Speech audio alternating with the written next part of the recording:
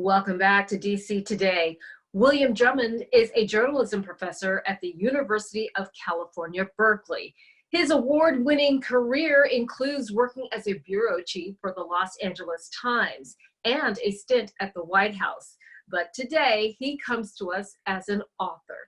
His new book, Prison Truth, is getting a lot of buzz. Drummond takes us to the iconic San Quentin prison, where he helps inmates publish a newspaper about being locked up. The paper is helping transform the lives of some of those inmates.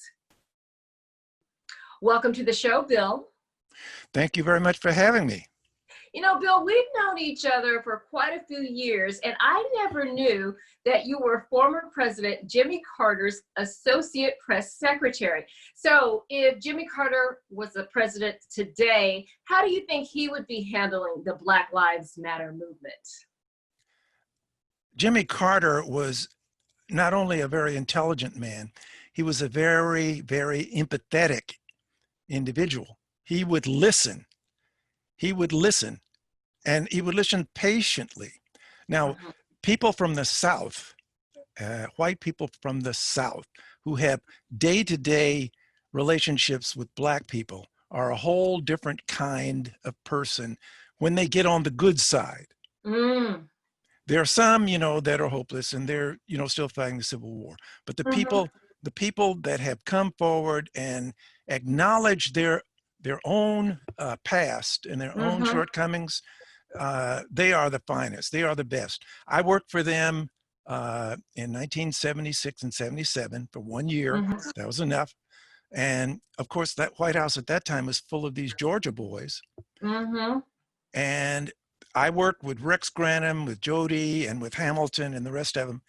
And I can say that they had a very, very enlightened and realistic attitude toward race relations because they had been there. They knew what it was all about.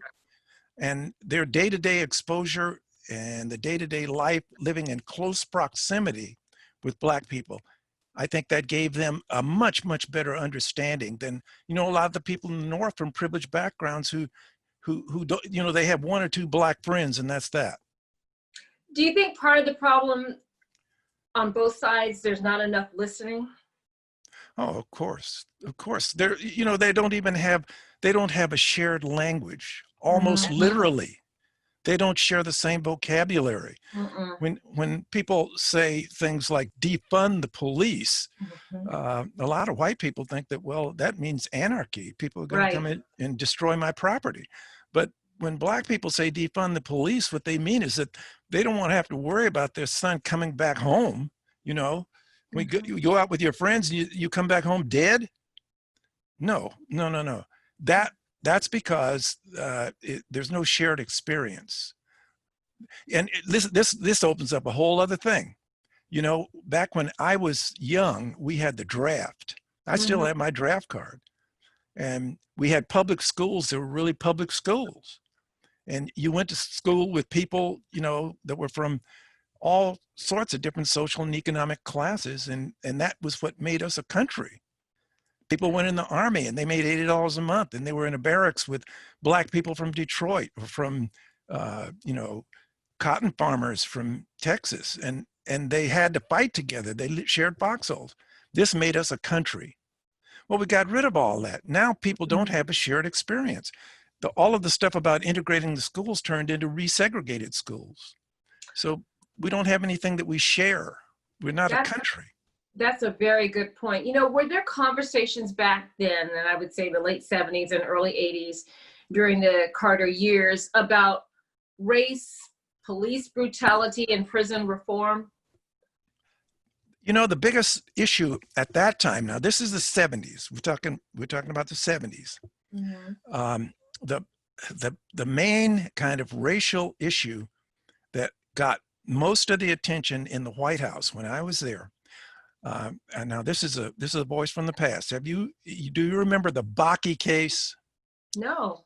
No, the Bakke case was the very first test of affirmative action. Mr. Bakke applied to medical school in California, and he was turned down because uh, the medical school had a quota, and he was white.